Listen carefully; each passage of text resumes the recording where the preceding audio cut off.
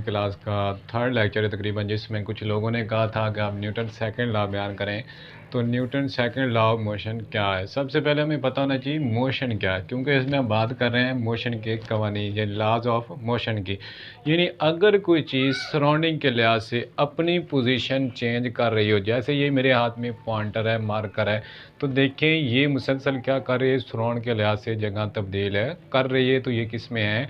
Motion में है। तो लॉज ऑफ मोशन क्या है? यानी अगर कोई चीज़ मोशन में यानी हरकत में हो, कब हरकत में आएगी?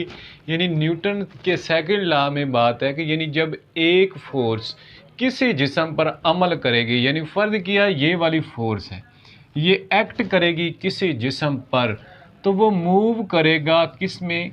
In the direction of force, यानी जिस सिमत में फोर्स लग रही है, तो उसमें अगर फोर्स अमल करेगी तो एक्सलरेशन पैदा होगा। एक्सलरेशन भी किस डायरेक्शन में होगा? जिस डायरेक्शन में फोर्स अमल कर रही है। यानी न्यूटन का सेकंड लॉ क्या कहता है? यानी जब एक फोर्स किसी जिस्म पर अमल करेगी तो उसमें एक्सलरेशन पैदा होगा।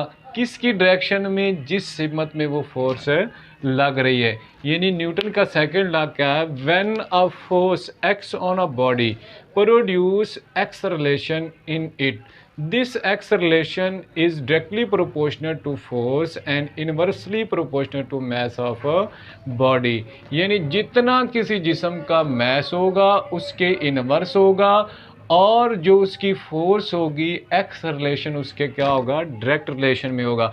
अब देखिए अगर हम यहाँ पे बात करें तो ये जो फोर्स है ये वाली, ये एक्सलरेशन की पहले स्टेटमेंट के मुताबिक, यानी पहले हिस्से स्टेटमेंट में कि जो एक्सलरेशन है ये डायरेक्टली प्रोपोर्शनल, या फोर्स जो है वो डायरेक्टली प्रोपोर्शनल किसके है?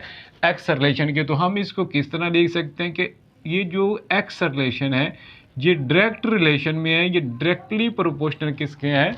फोर्स के। और जो दूसरी बात की गई है वो कहता है यही एक्सलरेशन यानी किसके इन्वर्स है? मैस के। जितना किसी जिस्म का मैस ज़्यादा होगा उतना एक्सलरेशन क्या होगा? कम होगा, यानी उसमें कम एक्सलरेशन प्रोड्यूस होगा। देखें उसने बात की जब फोर्स लगेगी तो एक्सलरेशन पैदा होगा, तो इस एक्सलरेशन की मिकदार फोर्स के डायरेक्टली और मैस के इन्वर्सली प्रोपोर्शनल होती है। अब देखें यहाँ पर अगर किसी जिस्म पर कोई फोर्स F अमल करे और उसका मैस हमारे पास यानी तकरीबन आप कर ले 5 kg है, यानी ये 5 बॉक्सेस उस गाड़ी के अंदर पड़े हैं। अगर हम ऊपर से एक और बॉक्स डाल दें, एक और डब्बा डाल देंगे, तो उसका मैस क्या होगा? इनक्रीज हो जाएगा। दोबारा फिर देखें, यानी हमारे पास एक एग्जांपल है जिसमें देखें आप ये फोर्स अमल कर रही है किसी बॉडी पर, कोई भी जिस्म है, उसका मैस फर्ज करें 5 kg है, तो उसके अंदर जो एक्सलरेशन होगा वो ज़्यादा होगा। अगर हम एक बॉक्स उसमें से और उसमें डाल दें, यानी फर्ज किया ये वाला बॉक्स था, तो उसका एक्सलरेशन यानी क्या हो जाएगा? कम हो जाएगा। मैस बढ़ने से एक्सलरेशन क्या हो गया? कम हो गया। यानी इस तरह का जो रिलेशन होगा जिसमें एक चीज़ बढ़ेगी और दूसरी चीज़ कम होगी वो इन्वर्सली प्रोपोर्शनल या इन्वर्स रिलेशन कहलाएगा। एक और मिसाल है, यानी एक साइकिल पे एक शख्स जा रहा है, उसके पीछे भाग कर कोई दूसरा शख्स बैठ जाता है, तो उसकी रफ्तार क्या हो जाती है? स्पीड क्या हो जाती है? कम हो जाती है। यानी मैस बढ़ने से उसका एक्सलरेशन क्या हो गया? कम हो गया। अब दूसरी तरफ देखिए, अगर फोर्स ज़्यादा होगी तो एक्सलरेशन भी क्या होगा? ज़्यादा होगा। देखें इसके अंदर सिर्फ 2 kg हमारे पास क्या है? मैस है, तो इसके ऊपर हम फोर्स लगाते हैं 20 न्यूटन, तो इसके अंदर जो एक्सलरेशन पैदा होता है वो हमारे पास फर्ज कर लें 10 मीटर फी सेकंड स्क्वायर है। तो अगर हम इसकी क्वांटिटी बढ़ा देंगे एक्सलरेशन की, फोर्स की, तो इधर एक्सलरेशन की क्वांटिटी भी क्या हो जाएगी? इनक्रीज, यानी बढ़ जाएगी। यानी फोर्स बढ़ी तो एक्सलरेशन भी क्या हो गया? बढ़ गया। यानी एक चीज़ के बढ़ने से दूसरी चीज़ भी बढ़ जाएगी, तो वो किस में आ जाएगी?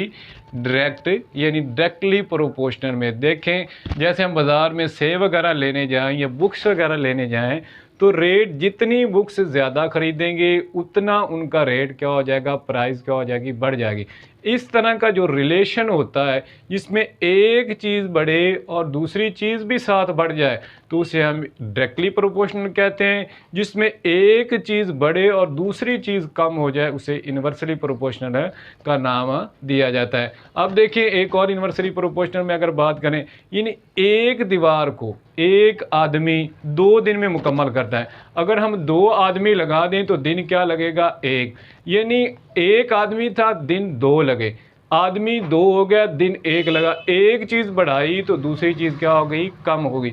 इस तरह का जो रिलेशन है उसे हम इन्वर्सली प्रोपोर्शनल में कहते हैं। यानी ये वाली इक्वेशन आपके पास फ़र्ज़ कर ले 1 हो गई और ये वाली 2। अगर हम 1 और 2 दोनों को कंबाइन करते हैं, दोनों को मिलाते हैं, इकट्ठा लिखते हैं तो आप फ़र्ज़ कर लें ये हमारे पास a directly proportional F over M के।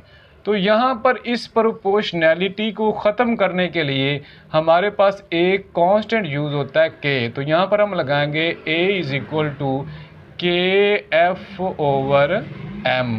तो यहाँ पर जो के है ये यूनिटी है, यानी इसकी वैल्यू किसके इक्वल है, यूनिटी के ए के बराबर। तो हम लिख सकते हैं A is equal to F over M. तो यहाँ पर जो f है वो हमारे पास बराबर आ जाएगा एम ए। यानी इस रिलेशन से, इस तलक से हम फोर्स मालूम कर सकते हैं कि किसी जिस्म पर कितनी फोर्स अमल कर रही है। तो देखें फोर्स किसके बराबर है, मैस और एक्सेलरेशन। तो यहाँ से हम फोर्स की भी डेफिनेशन कर सकते हैं कि फोर्स जो होती है वो बराबर होती है 1 kg पर मीटर सेकंड स्क्वायर होगा। यानी देखें अगर किसी जिस्म का मैस 1 किलोग्राम हो और उसमें एक्सेलरेशन 1 मीटर फी सेकंड स्क्वायर पैदा होगा तो वो जो फोर्स होगी वो किसके बराबर होगी, 1 न्यूटन की, या इसको हम 1 न्यूटन का नाम भी देते हैं, यानी 1 न्यूटन के बराबर होगी। यानी 1 न्यूटन फोर्स क्या होती है, अगर 1 किलोग्राम के जिस्म में 1 मीटर फी सेकंड स्क्वायर का एक्सेलरेशन जो फोर्स पैदा करेगी उसे 1 न्यूटन फोर्स का नाम दिया जाता है। उसके बाद है एप्लीकेशन, यानी कहाँ कहाँ पे न्यूटन के सेकंड लॉ का इतलाक होगा, किस किस जगह पर यूज़ होगा। देखिए जब हम क्रिकेट खेलते हैं तो उसमें एक बैट्समैन यानी हिट करता है बॉल को तो वो हाइट पे चली जाती है, यानी कैच निकल आता है। तो उसको कैच करने के लिए जो तरीक़ाकार, इस पहले अगर वो शख्स अपने हैंड को, यानी प्लेयर जो खिलाड़ी था वो इस तरह से लेकर खड़ा है, बॉल आती है स्ट्राइक करती है उसके हैंड पर, वो अपने हाथ को इसी तरह रखता है। फ़र्ज़ किया बॉल की स्पीड तकरीबन 2 मीटर फी सेकंड स्क्वायर थी और टाइम जो उसको पहुंचने में लगा वो 0.1 सेकंड था।